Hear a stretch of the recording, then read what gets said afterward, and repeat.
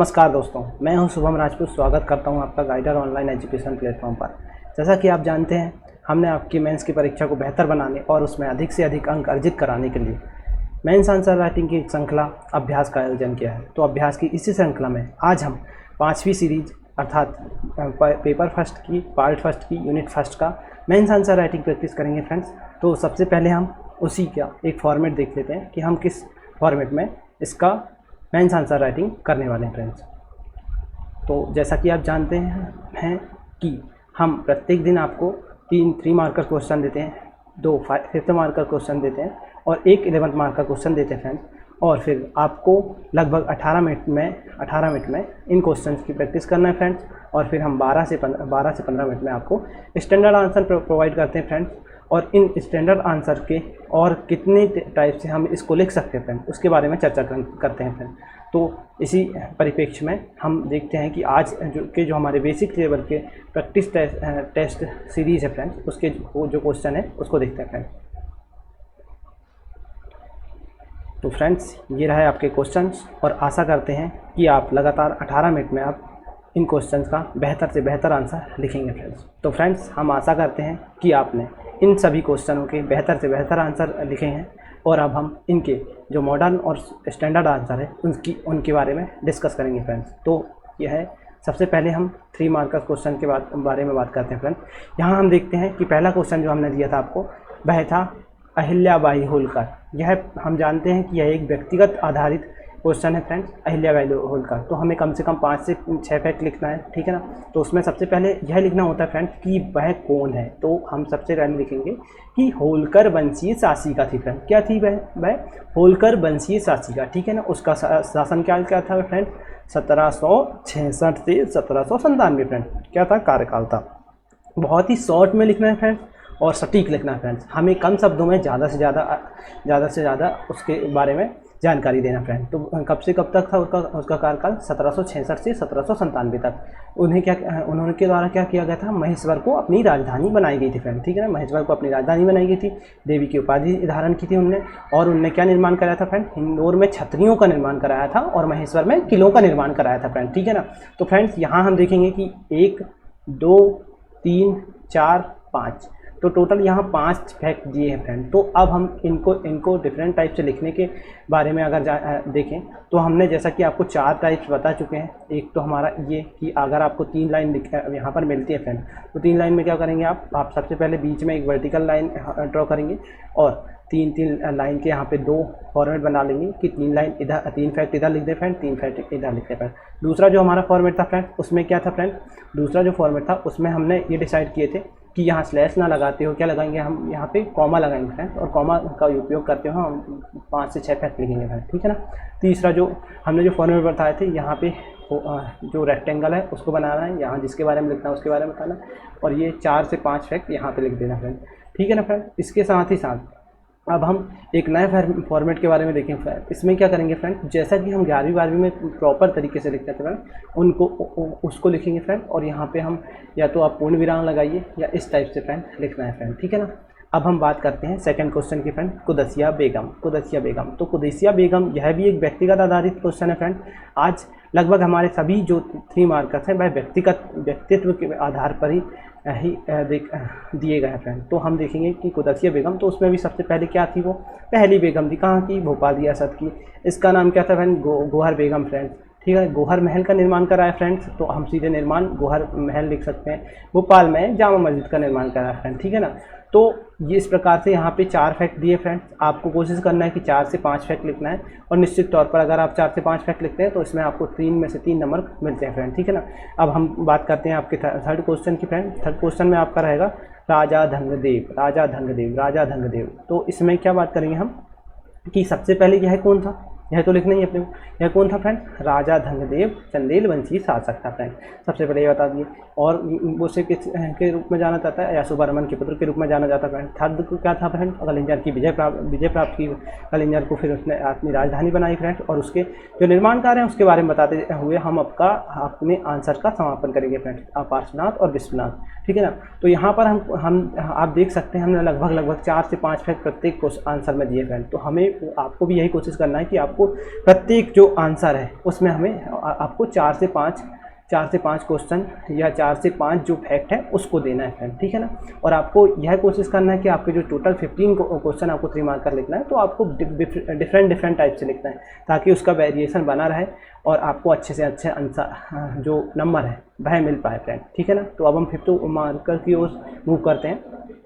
हमने आपसे पहला क्वेश्चन पूछा था 5th मार्कर में कि गौड़ राजवंश के पर प्रकाश डालिए। तो जैसा ही प्रकाश डालने टाइप के क्वेश्चन या इसका वर्णन करने वाले क्वेश्चन आते हैं तो उनका जो क्षेत्र है उनके ऊपर वर्णन करना पड़ता है फ्रेंड। तो उसमें जैसा कि हम देख सकते हैं, सबसे पहले हम लिखेंगे कि गौड़ राजवंश है उसका कहाँ से कहाँ तक विस्तार था और किस टाइम पे उन्होंने राज किया फ्रेंड। तो कहाँ से कहाँ, मंडला और उसके आसपास के क्षेत्र में 14 से 15वीं शताब्दी के मध्य गौड़ राजाओं ने राज्य किया फ्रेंड, ठीक है ना, यह बताना है। और अब उनके वर्णन के बारे में हम चर्चा करेंगे फ्रेंड।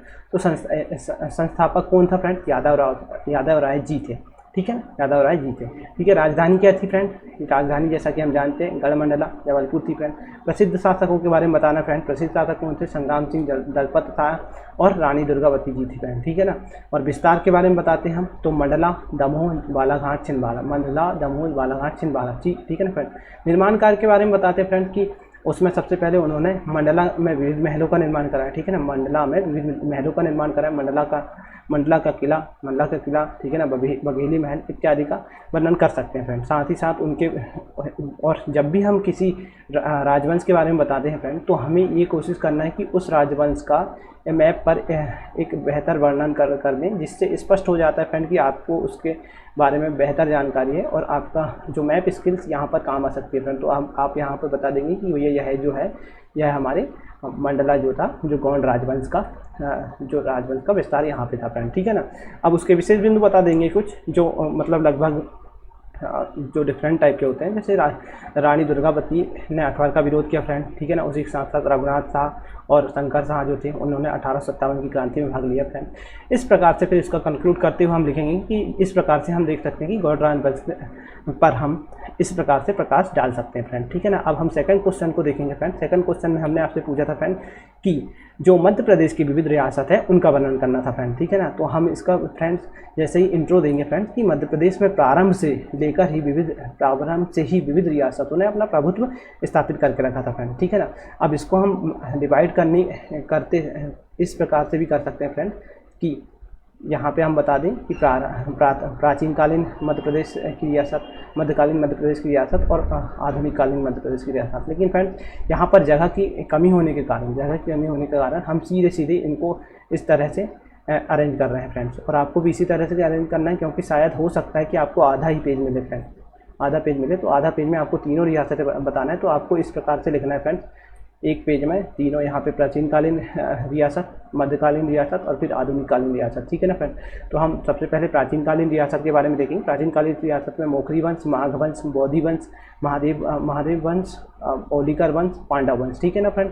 तो ये हो जाती है अपनी प्राचीन मध्य प्रदेश की प्रमुख रियासतें, जो कि 10वीं शताब्दी के पूर्व में मध्य प्रदेश में विस्तारित थी फ्रेंड, ठीक है ना। उसके पश्चात हम यदि किसी की हमें यहाँ पे उनका क्षेत्र पता है तो आप क्षेत्र भी लिख सकते हैं फ्रेंड, यह भी एक बेटर हो सकता है फ्रेंड, ठीक है ना। उसके पश्चात हम मध्यकालीन मध्य प्रदेश की रियासत के बारे में चर्चा करेंगे फ्रेंड। तो 10वीं से 15वीं शताब्दी को मध्यकाल कहते हैं और उसी मध्यकालीन रियासतों के बारे में चर्चा करेंगे। तो पहला जो है चंदेल वंश फ्रेंड, ठीक है ना, चंदेल वंश, तो ठीक है ना, उसका क्षेत्र लिख दिए फ्रेंड।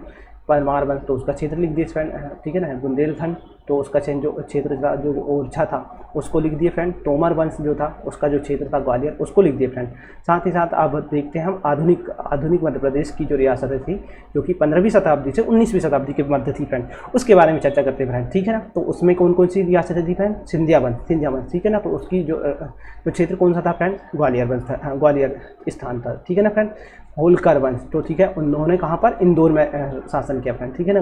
गोंडवाना राजवंश, तो उन्होंने कहाँ पर शासन किया फ्रेंड? मंडला और जबलपुर में शासन किया फ्रेंड, ठीक है ना। बघेल राजवंश, ठीक है ना, उन्होंने कहाँ? रीवा और सतना में शासन किया फ्रेंड। इस प्रकार हम इसको कंक्लूड करेंगे फ्रेंड कि इस प्रकार हम देख सकते हैं कि मध्य प्रदेश में प्रारंभ से अंत तक विविध रियासतों ने राज्य किया और इसी कारण से मध्य प्रदेश की सांस्कृतिक विविधता भी पाई जाती है इन कारणों से, क्योंकि कभी यहाँ पर मुस्लिम शासक थे तो कभी यहाँ पर हिंदू शासक थे कहीं, तो इस प्रकार से इन कारणों से भी हमारे यहाँ पर विविधता पाई जाती है फ्रेंड, ठीक है ना। अब हम 15 और 11th मार्क का क्वेश्चन का अध्ययन करते हैं फ्रेंड्स और उसका स्टैंडर्ड आंसर देखते हैं। तो हमने यहाँ पर पूछा था आपसे कि भोज जो परमार है उसकी उपलब्धियों के वर्णन करें, ठीक है ना। क्या पूछे थे हमने? भोज परमार की उपलब्धियों का वर्णन करें।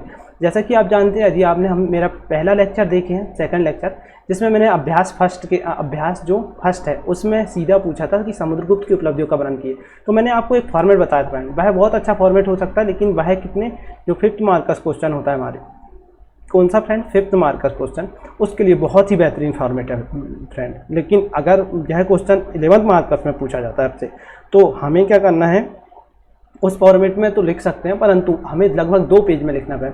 तो इस कारण से इसको विस्तारित करते हुए सबसे पहले हम इसका इंट्रो देंगे फ्रेंड कि यह कहाँ से था। मध्य प्रदेश के इतिहास में प्रसिद्ध भोज परमार, ठीक है ना, ने अपने जीवन में अपने प्रशासन के दौरान विभिन्न उपलब्धियां हासिल की, ठीक है ना, जिनके कारण उन्हें परमार वंश का महानतम शासक कहा जा सकता है। यह बहुत ही बेहतरीन इंट्रो हो सकता है फ्रेंड्स। और आप आपके अनुसार जो भी आपको बेहतरीन सेंटेंस मिलते हैं उनको आप आपके इंट्रो में शामिल कर सकते हैं फ्रेंड्स। अब हम उपलब्धि की बात करें तो उपलब्धि को यहाँ पे 3 भागों में डिवाइड किया है फ्रेंड। पहला है उसकी राजनीतिक, राज्य समृद्धि, विस्तारवादी उपलब्धियाँ, ठीक है ना, सांस्कृतिक उपलब्धियाँ, और जो थर्ड है फ्रेंड समाज कल्याण संबंधित उपलब्धियाँ। तो सबसे पहले फ्रेंड्स हम देखेंगे जो राजनीतिक एवं साम्राज्य विस्तार संबंधी उपलब्धियाँ हैं। तो सबसे पहले हम ये बताना चाहिए फ्रेंड्स कि यह उपलब्धियाँ का वर्णन कहाँ है। तो हम सीधे इसको शॉर्ट में लिख देंगे कि यह उदयपुर प्रशस्ति में इसका वर्णन मिलता है फ्रेंड, ठीक है ना। और फिर उसकी जो उपलब्धियाँ उनको हम इस टाइप से बता सकते हैं फ्रेंड्स कि भैया जो राजा भोज हैं उनने कहाँ साम्राज्य विस्तार में चालुक्य जो शासक थे जयसिंह उसको हराया था फ्रेंड, ठीक है ना। दूसरा जो बता देंगे कि दक्षिण गुजरात के जो अमेर शासक थे कविराज उसको हराया था फ्रेंड, ठीक है ना। जो उड़ीसा के शासक थे इंद्ररथ उनको हराया था फ्रेंड, ठीक है ना। गुजरात के जो शासक थे भील प्रथम उनको हराए थे फ्रेंड। जो थर्ड जो 5th जो क्वेश्चन जो बिंदु है उसमें दिया हुआ है यहाँ पे महमूद जो थे उनको हराने के लिए उन्हें अलंगपाल की सहायता ली थी। तो इस प्रकार से हमारे ये पॉइंट कंप्लीट होते हैं फ्रेंड, और इसी प्रकार से आपको लिखना है फ्रेंड्स। अब हम उनकी जो सांस्कृतिक उपलब्धियाँ उसके बारे में चर्चा करेंगे फ्रेंड। तो सांस्कृतिक उपलब्धियों में कौन कौन सी उपलब्धियाँ फ्रेंड, और इसकी सबसे पहले हम देखेंगे कि यह जो सांस्कृतिक उपलब्धियाँ हैं वह हमें कहाँ से प्राप्त होती है कि इनकी यह सांस्कृतिक उपलब्धि। तो हम बताएंगे कि यह उदयपुर जो प्रशस्ति है वह उनके कृत्यों से हमें सांस्कृतिक उपलब्धियों के बारे में जानकारी प्राप्त होती है। तो उनकी सांस्कृतिक उपलब्धियाँ कौन कौन सी है तो उसके बारे में बताएंगे फ्रेंड कि उनके जो दरबार में कम से कम 500 से अधिक विद्वान रहते थे और वह उनका संरक्षण करते थे। यह कहाँ से मिलती है? अपने आईने अकबरी से मिलती है फ्रेंड, ठीक है ना। उसके पश्चात हम देखेंगे कि दरबारी उनके दरबार में कौन कौन से कवि रहते थे। तो भास्कर भट्ट, दामोद भट्ट और जो धनपाल था वह इनके दरबार में रहता था फ्रेंड, ठीक है ना। अब उनके द्वारा जो ग्रंथों की रचना की गई यह इससे भी उनकी सांस्कृतिक उपलब्धियाँ प्राप्त होती है और यह उनकी सांस्कृतिक उपलब्धियाँ फ्रेंड, ठीक है ना। तो कौन कौन से हैं? ये सम्रागण ये वाला है फ्रेंड, सम्रागण सूत्र, ठीक है ना। सरस्वती कंठाभरण फ्रेंड, आयुर्वेद सर्वस्व फ्रेंड, भोज चंपू, ठीक है ना। उसके पश्चात श्रृंगार रूपक और श्रृंगार मंजली फ्रेंड, ठीक है ना। और इसके अलावा देखिए इसकी सांस्कृतिक उपलब्धियां, तो इनके द्वारा कुल फ्रेंड 84 ग्रंथों की रचना की गई। कितना फ्रेंड? 84 ग्रंथों की रचना, और जिसमें से आज तक 22 ग्रंथ आज भी उपलब्ध हैं फ्रेंड, ठीक है ना। और इसी कारण इन्हें कविराज भी कहा जाता है फ्रेंड्स, ठीक है ना। तो इस प्रकार इनकी सांस्कृतिक उपलब्धियों को देखते हैं फ्रेंड। अब हम इनकी समाज कल्याण से संबंधित उपलब्धियां का वर्णन करेंगे फ्रेंड। तो यहाँ पे देखेंगे कि इन्हें भोजताल बनवाया फ्रेंड, धारा नगरी में भोजशाला की स्थापना करवाई, भोजपुर जो मंदिर है भोजपुर नगरी है उसकी स्थापना की, भोजपुर जो मंदिर है शिव मंदिर उसकी स्थापना उसका निर्माण कराया फ्रेंड। और उसे ही आज हम मध्य भारत के सोमनाथ के नाम से जाना जाता है फ्रेंड, ठीक है ना। धार नगरी में क्या है? सरस्वती मंदिर का निर्माण करा फ्रेंड। चित्तौड़ में त्रिभुवन मंदिर का निर्माण करा। यह MPPSC के 2019 में क्वेश्चन भी आ चुका फ्रेंड, ठीक है ना। इसी प्रकार उन्होंने रामेश्वर मंदिर का निर्माण करा फ्रेंड, रंगनाथ मंदिर का निर्माण करा फ्रेंड, ठीक है ना। इसी प्रकार से उन्होंने भोपाल शहर को बचाया फ्रेंड। इस प्रकार से हम फ्रेंड उनकी जो समाज सेवा संबंधित उपलब्धियां उनके बारे में चर्चा कर सकते हैं। इस प्रकार हम यहाँ पे अब इसको कंक्लूड करेंगे फ्रेंड। इस प्रकार हम देख सकते हैं कि जो परमार भोज जी हैं उनके द्वारा सांस्कृतिक ठीक है। सांस्कृतिक राज्य विस्तारवादी और समाज सेवा से संबंधित विभिन्न कार्य किए और इन प्रकार इससे हम उनकी उपलब्धियों को देख सकते हैं फ्रेंड। तो ठीक है फ्रेंड, इस प्रकार से हमारे ये जो मॉडर्न आंसर हैं उनके स्टैंडर्ड आंसर हम देख सकते हैं फ्रेंड। और इसी के साथ मैं आपसे विदा लेता हूँ। हमारे यहाँ पर 5वीं सीरीज़ कंप्लीट होती है और इसी के साथ हमारे जो पेपर फर्स्ट का फर्स्ट पार्ट है फ्रेंड, यह भी कंप्लीट होता है फ्रेंड। और यदि आपको इन सभी जो ये सीरीज़ चल रही है इनके मॉडरेट और जो एडवांस लेवल के क्वेश्चंस की प्रैक्टिस करना फ्रेंड, तो उसके लिए हमारे जो पेड कोर्स चल रहे हैं फ्रेंड्स हमारा ऐप जो गाइडर पे, तो उनको ज्वाइन कर सकते हैं फ्रेंड। साथ ही साथ आपको और भी अन्य निःशुल्क और भी मटेरियल वहाँ पर प्राप्त हो जाएगा फ्रेंड्स। आप हमारे टेलीग्राम ग्रुप को ज्वाइन कर सकते हैं, जिससे वहाँ पर हम PDF प्राप्त हो जाएगी फ्रेंड। ठीक है ना फ्रेंड, धन्यवाद। वंदे मातरम, जय हिंद फ्रेंड्स।